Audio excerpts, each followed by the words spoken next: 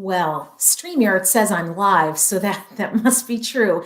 Hey, nonprofit family, you are here live with me, Maureen Walbioff. I'm a nonprofit digital strategist and technology coach. And just about every Friday afternoon at 12:30 Eastern Time, I do a live session where we talk about something related to nonprofit technology. Might be email marketing, might be interest tagging, might be cleaning up your database, might be, like we did last week, how to do market research if you're looking for a new platform, app, or piece of software. And up until this morning at about 9 o'clock, I wasn't sure what I was going to talk about this week. I had a couple of ideas, but it wasn't until I started going back and forth in email with a client who is struggling with a big decision. And I bet you either have struggled with this recently or it is in your future. And the question is, single system that can do everything, integrated components that all talk to each other, or a standalone model where I'm using different products, software, apps, platforms to power all my stuff. There's no place that data all kind of winds up for use and analysis and reporting. Single system, integrated, standalone stuff. It's so easy to get stuck in your nonprofit technology decision-making process when you're not sure what ecosystem you're actually trying to build. I don't know. I'm just talking about products. I'm just talking about product names, salesperson names, company names. It's all in the abstract until you start to sign some contracts. And unfortunately, good to see you here, Brian. Thanks. Shout out to my friend Brian Greenwald, who's here live today. So, there's no quiz, there's no magic 8-ball you can shake that says unified system. There's no, tool that I can type in some criteria and some brain that's bigger than me is going to spit out the answer for me. These decisions can be very unique from organization to organization. Everybody's got a slightly different mix of requirements, legacy systems that they want to keep, staff expertise and capacity, and money, investment of time and money to keep all of this stuff running. So I want to start by giving you just a quick overview of these three models. Now, big disclaimer, our technology models are not always as clean cut as the three that we're going to start with today, but just for simplicity's sake, bear with me and let's pretend that these are the only three options that you have, right? In sweeping terms, there are usually just three ways you can go. One system for everything, one ring to rule them all. We all log into the same place to do our work. That means my database or CRM, my fundraising system, my volunteer tools, my email marketing and other communications, my event registration, all that nonsense is happening in one tool, one contract, one company, one support team, one user interface. Just go with one and it can do everything. That's option A. Option B is what I see a lot, which is multiple, right? Several or many systems all integrated with one database, one CRM kind of at the heart. My volunteer management system is over here. My email marketing tool is over here. And they're all connected to the central hub of my CRM or database. And data's flowing around like the blood in your body. Blood that was just in my elbow goes through my heart and maybe winds up in my head somehow. Everything connects, talks to each other in a way that supports a source of truth inside your database. But I'm able to pick and choose some of the products that I'm using to power different aspects of the stuff that I need to make happen. And then there's the third model, which is silo city. It's standalone systems. Nothing talks to anything. Just doesn't.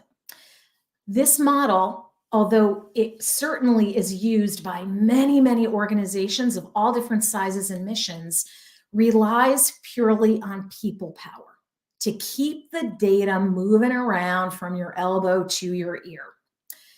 This model supports like a very common use case, right? Like I've got a fundraising CRM, product potato is where my database is, my fundraising tools, but I use a separate system to power my email marketing. These two things don't talk to each other. There's no way to get my email tool to share data with product potato. It's just not going to happen. That means I'm going to be doing the migration of data shuffle, and that's where the people power comes in, right? That's the only way that your fundraising system is going to know who signed up for email and hopefully prospect them. It's the only way that somebody that you unsubscribed in your CRM because you talked to them and they said, get me off your list, is going to be removed from your email marketing tool is a physical human person has to make that happen in a couple of different ways. So we've got these three models. It's like Dave, a major gift officer at a client of mine, said earlier this week, because we were in the middle of looking at product demos, this is a lot like Goldilocks, right? And the three bears, what's too hard, what's too soft, what's just right. And one of these models is likely to be a better fit for you than others. The trouble is, I don't know how to make that decision. I have no idea what criteria to take into account, if it's money, which always is a factor. Like, how do I know what guidance to give my team or what contracts to sign or what decisions to make? So it's not always easy to arrive at this answer, but there are 4 things that you can do that will really help you figure this out. So we're going to go through these 4 things. They're easy to do. They don't cost a dime. The first is a little bit of asking yourself a couple of big questions. And the first one is, how much people power am I able or willing to toss at our technology? Am I cool with a people-powered system? Am I cool with a system that's somewhat people-powered, but also relies on some integration or data integration? Or do I want no people power at all, and I want this single system to do everything? I don't want to have to think about whether data captured over here is making it over there. Unless you're using one system, which can be hard to find and decide on, or a fully integrated set of tools where everything speaks the same language and the talking happens after setup, you're likely to need to toss a lot of people power at your tools to do the old export-import shuffle. And I've said this before, I'm going to say it again today, there is no problem with manual equalization as long as it's happening. And for many folks who have too many things to do, are running hot on fumes, missing staff people, downsized, whatever is happening in your scenario, that is the last thing that people will put on their list. Like, I'd rather do a zillion other things than the manual export and import stuff. So be really clear with yourselves about whether you've got the oomph and the people power to actually manage a set of separate systems. Do you expect to deal with problems and issues and updates on your own? Or does your capacity and internal skill set really mean the truth is that we're going to be relying on a third party, whether it's the software company or an agency or a technical consultant, to do this work for us? Like, what gas can I put into this tank for the long haul? What model aligns best? Single system, integration, standalone products aligns best with my staffing and skill realities, right? So that's the first thing. Ask yourselves those questions about people power. What's my vision for how this thing is really going to work? The second thing to do is to write up just a couple of pretty average use cases for data integration. So what data is going to live in your main system? Well, we're going to keep donor records, volunteer records in there. We're going to keep transactions and actions, but I don't really care about whether they opened an email or not. That's going to live over here. If I need email performance data, I'm going to log into the email tool and I'm going to get it there. What data lives in what system?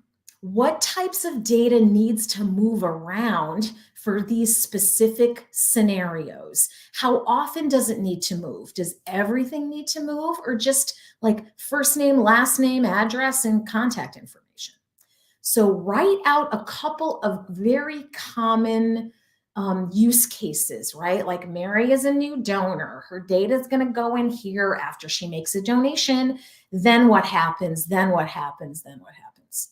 And that's going to give you a good picture of whether a single system is the best fit to manage those use cases, whether several systems integrated around a central CRM is the best way for you to manage those scenarios, or if standalone is going to give your supporters the experience you want to give them.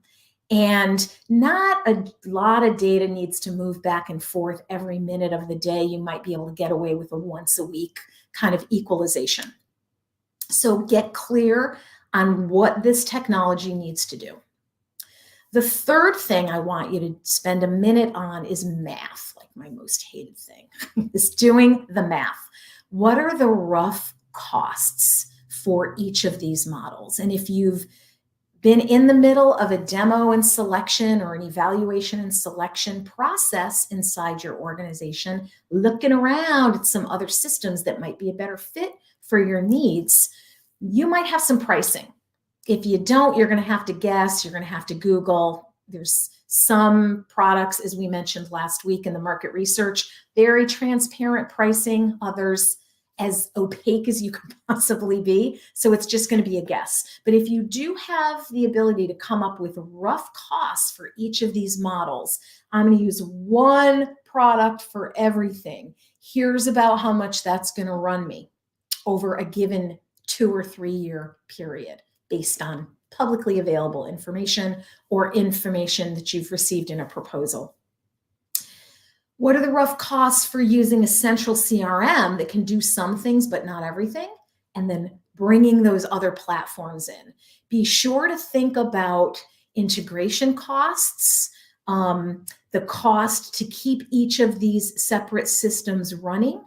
And ask yourself, again, circling back to this first question about people power or technology powered processes, are you cool spending money on the tech or on the team to keep it running? You might be shocked that one system might cost almost exactly the same amount of money that using one product with a CRM and connecting a couple of other things to it would cost you at the end of the day. The single source system is not always cheapest. It's not always the most expensive, depending on the products that you're looking at. The more complexity and sophistication you add into the mix, which is that data integration stuff and the daily upkeep of these components, you might be like, wow, it's actually cheaper for us to use 5 separate things and hire a full-time person to move all the data around every day. It's actually cheaper. It's more reasonable for us to do that. And this new full-time person can also spend a couple of hours doing other related tasks like running reports or presenting some data visualization to your team for ease in decision-making. So don't expect that multiple products are always going to be the most expensive deal. Single products are always going to be the most expensive deal. It really does depend a lot on how many records you have, what modules you're using, and again, the level of sophistication that you expect this set of tools or tool to provide. So figure out the numbers. And for bonus points, pro tip, run it alongside what you're spending now. You might be spending way more money now than you think you are, especially if you add in some staff costs. Like Brian spends 10 hours a week doing a thing that if we were in a single system, we wouldn't be spending that money on Brian to do that task. We'd actually move that money into the product cost itself. So do a little visioning and scenarioizing of your initial cost estimates. Throw the people costs in there too. You might be pleasantly surprised that if you cut out a lot of people power tasks, you have money to spend on better technology. That's another story for another day. The final thing I want you to pay attention to is what the most important functional needs are for your organization. If you have a big gala and auction that you have once a year in September, do you need a CRM and other tools that can always talk to that thing? Or do you only need to equalize it when you're running your auction and gala? Maybe it's cool for your organization to have Brian run a report every day, manipulate it a little bit, push it from your event auction gala tool into your CRM. That might actually be a great way to leverage best in class products that maybe you know and love, you don't really want to get rid of. And the other systems that you're contemplating don't do everything that this tool that you're already using does, but they can't talk to each other. That's a risk I'm willing to take. I'm actually going to have Brian do that data equalization for us. I'm cool with that. On the other hand, if your email marketing tool does not integrate with other products, especially your database that you either have or you're thinking about buying, that takes a ton of time and can really give you a decreased responsiveness. So if somebody fills out an email sign-up form and says they're really interested in your education programs, and you take 4 weeks to move that person's data into your CRM, which then could help you send some more customized content to that person who's interested in your educational programs. The journey has been broken. I signed up. I expected to get stuff right away. 4 weeks later, I barely remember who you are. I don't really, did I sign up for this stuff? I don't remember. Might be a higher likelihood of unsubscribing. So those major communication tools like your email marketing tool, a texting tool, if that's what you're using, or one of the things in your communications toolkit, you really do benefit, and your supporters benefit as well, of having a more frequent and tighter integration, data sharing between your database and your email marketing tool. That's the one thing that I would say, man, I would not necessarily buy an all-in-one system that didn't have the email marketing tools that I needed. And I probably wouldn't buy a database or CRM product that didn't have its own native email functionality, that couldn't talk to the email tool that I was using or was going to move into. That's a biggie. That gets scored pretty highly when I'm looking around trying to figure out what configuration, what model should I recommend to an organization. Because all we have is choice right now. It's like the blessing and the curse of being a nonprofit accidental techie in 2022, rapidly moving into 2023, is, what model is going to be best for me, is going to deliver the best experience to my supporters, is going to support an efficient and effective staff task model. It's not going to burn people out so that they quit, and isn't going to be so big that we're using this much of this thing. We're paying for all of it, but we're just using a little tiny bit. So hopefully this little segment today is going to help you if you're at that conundrum of which one. Is it an all-in-one? Is it an integrated model where I do hook some things up, the data all talks to each other, or standalone products that I get to pick based exclusively on the functionality and cost, and I have a human person be the data integration point? They're manually moving information in and out. It's not as simple as that either. That should be another live stream that I do before the end of the year break. So once you've talked through these things, you should have a much better sense of the direction that you need to go in. And the last thing I'll leave you with, another pro tip, is ask for integration information in writing. These companies may give you links to their API documentation. You're not going to really understand it unless you're technical. But what you can do when you look at that API documentation is you can see what data can be pulled and pushed. That is a key. And go to your salesperson, go to the folks that you're talking to, who's given you demos, and give them your use cases. Say, hey, these are the 3 things that need to happen with your product and this other one. Tell me how much it will cost to make this happen, how stable this integration is. Is it custom? Have you done this for other customers with a high likelihood of success? Or are we sort of like the beta testers for this integration? It's probably going to be a little bumpy, a little rough. We're going to have to make some tweaks to our original configuration. How much is that going to cost me in time and money? So I hope that this was helpful. I will wish you all a wonderful rest of your Friday. We're getting close to the slope into the weekend over here. I hope you have a wonderful, healthy, away from screens weekend. And I will see you next Friday, the 16th, with another topic that I hope you can use. Thanks, everybody, and I'll catch you soon. Have a great rest of your day.